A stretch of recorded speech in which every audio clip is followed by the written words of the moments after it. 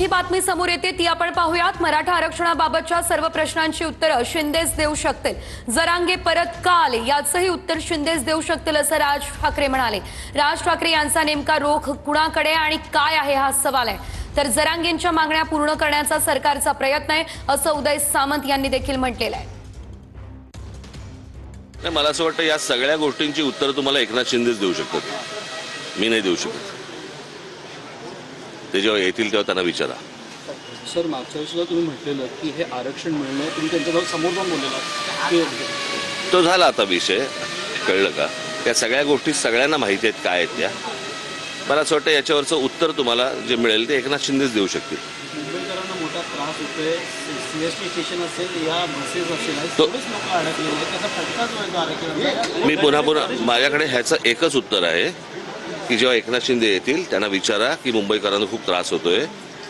तर ते मागच्या वेळेला गेले होते ना तिकडे, बरोबर की नाही? नवी मुंबईला जाऊन त्यांनी प्रश्न सोडवला होता ना, मग परत का आलेत? या सगळ्या गोष्टींची प्रश्नांची उत्तर तुम्हाला एकनाथ शिंदेना विचारा। आरक्षणासाठी छत्रपती शिवाजी महाराजांची शपथ घेऊन एकनाथ शिंदे साहेबांनी देवेंद्रजींनी सभागृह देखील बोलवलं।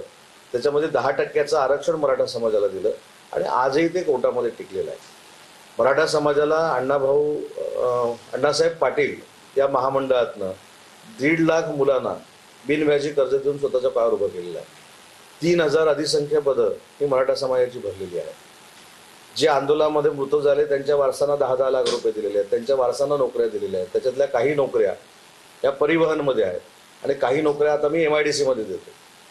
त्याच्यामुळं मनोज जरांगे पाटलांनी ज्या काही मागण्या केलेल्या होत्या त्या पूर्ण करण्याचा प्रामाणिकपणाचा प्रयत्न हे सरकार करत आहे। मुख्यमंत्री महोदय देवेंद्रजी फडणवीस साहेबांनी मराठा समाजाच्यासाठी 16% आरक्षण निर्णय केलेला होता। महाविकास आघाडीच्या काळामध्ये माननीय न्यायालयामध्ये तो निर्णय रद्दबातल झाला।